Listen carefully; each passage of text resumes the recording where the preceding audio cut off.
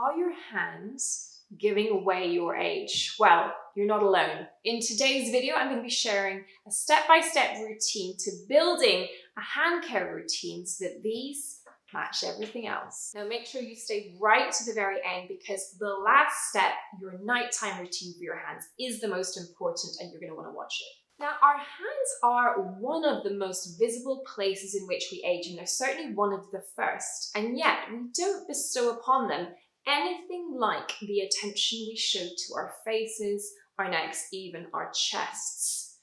So why do they age prematurely? Well, the first thing is they are exposed constantly. And yet, can you honestly say you are as diligent about your sunscreen behavior on your hands as you are on your face? I don't think so. And in the post-pandemic era, where hand washing has become something that some of us are borderline obsessed with, all of that takes its toll. Every time your hands are in contact with water, soap, hand sanitizer, even the simple act of drying your hands, you are whittling away at your skin barrier, which is, after all, part and parcel of what gives skin their UV protection.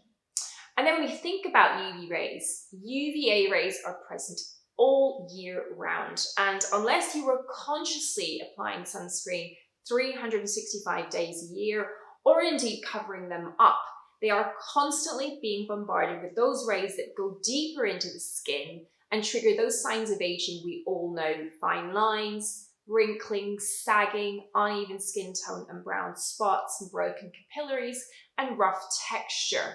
And when your hands age, it really shows. And the other behavior that hands are subjected to with gel manicure is something that we're still not completely sure about, but we think may well play a role in the aging process, because the curing process of your gels involves an LED that typically emits UVA radiation at 350 nanometers or thereabouts. So little and often, if you're a frequent gel manicure person, then you will need to think about that as potentially contributing to premature aging of the skin in the backs of your hands. Now, when it comes to the visible changes of aging, one of the things that we start to see are changes in the blood vessel structures, and that's because the dermis is thinning, and after all, youth lies in the dermis. So loss of collagen, changes in skin elasticity through damage to elastin from UVA rays.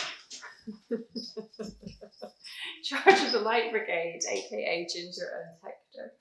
Are you done? They're very frisky today. So changes in collagen elastin mean that the dermis is thinning, it is less resilient, it's less elastic, and then the structures within them, the veins, and you can see my veins are really prominent, they become more visible as we age. And then perhaps the most disliked of all the signs of aging, brown spots on the backs of the hands, often associated with changes in skin texture and roughness. The roughness is about changes in cell turnover. As skin ages and becomes exposed to more UVA over time, the cell cycle gets longer, leading to rougher, less bright and smooth skin cells on the surface, forming a skin barrier, and uneven distribution of melanin due to change behavior in your melanocytes in response to chronic UVA exposure. And whilst you're thinking about chronic UVA exposure, when you're driving is perhaps when you're most vulnerable, because it's that steady, consistent exposure over days, weeks, and years, particularly if you live somewhere hot and sunny, that is going to bombard your dermis with those aging rays. Firstly, we want to think about building a skincare routine that helps prevent these problems, undo that damage, and then you want to think about whether or not in-office procedures might also be something to consider. So when building a routine for somewhere in the body like the hands, I think the first thing to do is to make sure it's achievable. We don't want to set ourselves up for failure with something complicated and with too many steps that it becomes impossible and then we just abandon ship altogether. So I think it's about using multitasking products to safeguard the quality of our skin and to find ways to make that manageable and repeatable through the day. It's not enough just to do something at the beginning of the day with our hands. Because of frequent hand washing, we need to make sure we're topping up as we go through the day. So let's think about the purpose of the morning routine first and foremost. Unlike the face, cleansing isn't a big concern really. What we want to do though in the morning routine is to build support and strength into our skin barrier and to protect the skin from the environment in the day ahead. So I think that means thinking about what you wash with in the shower. So certainly you don't want to be using aggressively foaming, fragranced kind of body washes that incidentally leave the hands dry and brittle. So for that reason, I very rarely recommend anything foaming anyway, you know me, but particularly in consideration of the hands, as we head into the cooler months in winter, we want to think about using something non-foaming and non-drying for general body care so that the hands aren't dried out in the process. We also want to think about the temperature of the water. Again, overly hot water will leach out the lipids that form that essential skin barrier structure. So you want to use some water that is warm or even tepid and not too hot. You also want to limit the amount of time that your hands spend in water, so keep showers in the morning to a minimum. Then when it comes to hydration, I wouldn't normally recommend moisturizers that have other ingredients in them to activate the skin, but I think for the hands and body, where we want as few steps as possible to make them achievable, this is a great time to think about actives in skincare. So ingredients.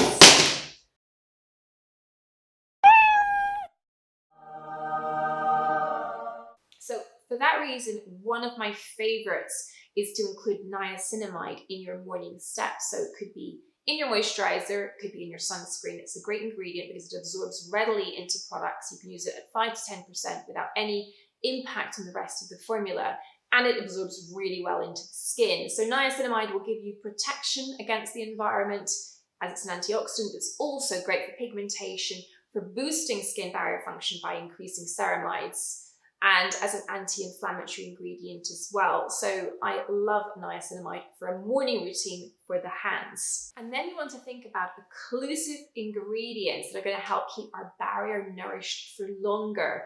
Think squalene, mineral oil, shea butter, avocado, mango seed oils. Those are all great ingredients. They nourish the barrier, they ensure things stay moist and hydrated and the skin looks plump.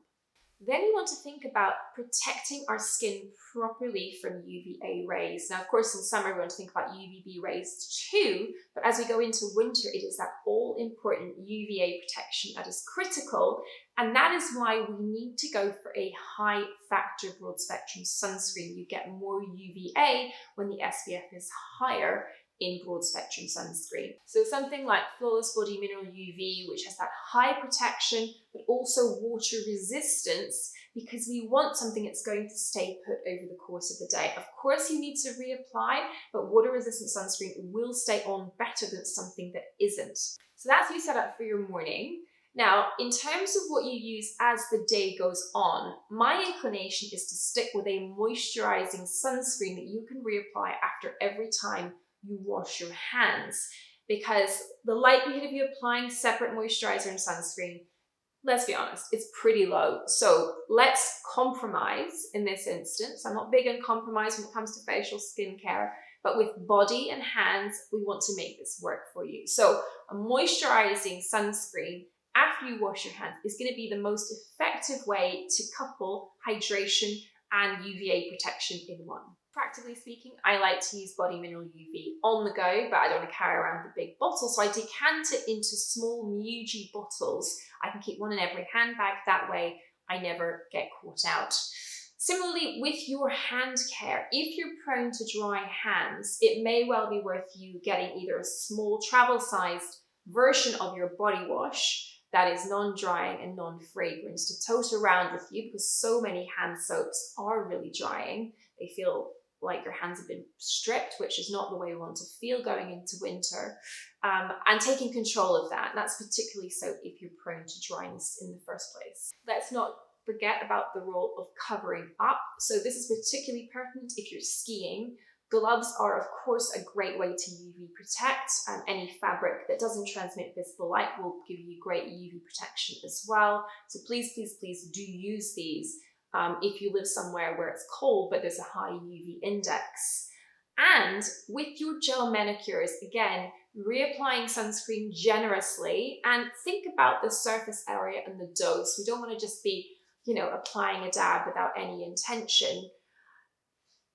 2 hands is approximately the same surface area as your face. So you want to be using that 1/4 teaspoon to dose 2 backs of hands with sunscreen. So use your sunscreen before your gel manicure, or even better, use UV protection gloves that have the fingers chopped off so your nails are exposed. ManiSafe London produce UPF 50 gloves, which can be used both for manicures, but also things like driving, and are a great thing to invest in if you're really serious about protecting your hands properly. And then coming on to your nighttime routine, now is the time to think about repairing issues that have led to the problem in the first place. We want to think about cleansing properly, because we want to remove any evidence of that water-resistant sunscreen that you've been diligently reapplying through the course of your day. And then we want to think about the same ingredients in terms of the pool that we would think about for our face, but using them in a moderate way that is suitable for the backs of the hands. We don't have many sebaceous glands in the backs of the hands, therefore the skin here is potentially prone to irritation if we don't go slowly and carefully. So think about that. So we want to think about things like vitamin A or retinoids, really crucial to improving the quality of the skin in the back of the hands, because they really help redensify the dermis. As I explained before, it is loss of that skin thickness and structure that can contribute to that aged appearance of the hands. So we want the collagen production, we want the thickening of the skin, we want the smoothing of the outer layer to improve skin texture, and they will start to help to work with those brown spots too. I think we can also think about building in niacinamide again. It's a great ingredient for twice daily dosing, works really well with your retinoid and supports barrier function, so it can make skin a little more resilient to use of actives, which we really want, especially in winter. And we want to think about targeted pigment control. So it's perfectly reasonable to also think about adding in ingredients like azelaic acid at appropriate concentration to help work on brown spots too. And that combination of vitamin A, niacinamide or vitamin B3 and azelaic acid is one of my favorite when it comes to tackling the hands. Now, if you find that retinoids are too punchy for the skin in your hands, and again, we can use these same tips that we use in the face. We can moisturize first to buffer.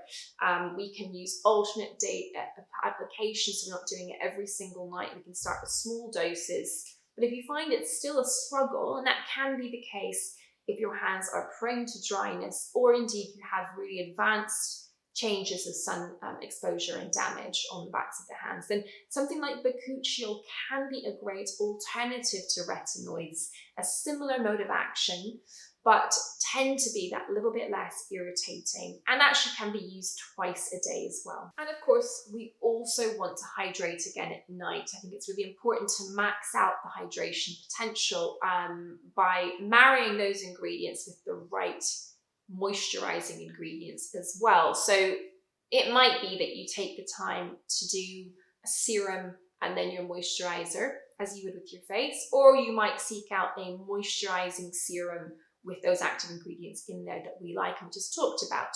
So let's recap. We have a structure of a plan where we hydrate and UV protect during the day, and we ensure that our barrier stays healthy and nourished by adopting good hand washing practices, replenishing with occlusive ingredients, and reapplying our UV protection as we go through the day. We use appropriate clothing in the form of gloves where necessary, ideally if you're spending a lot of time in the car or you're getting frequent gel manicures. And at night time, we are simulating repair, regeneration, and improving on those visible signs of aging. I hope you enjoyed this video today, guys. Please let me know by a thumbs up, down in the comments. And if you enjoyed it, please do go and watch last week's video on how to prepare your skin barrier for winter to ensure your hands don't get dry. See you again soon.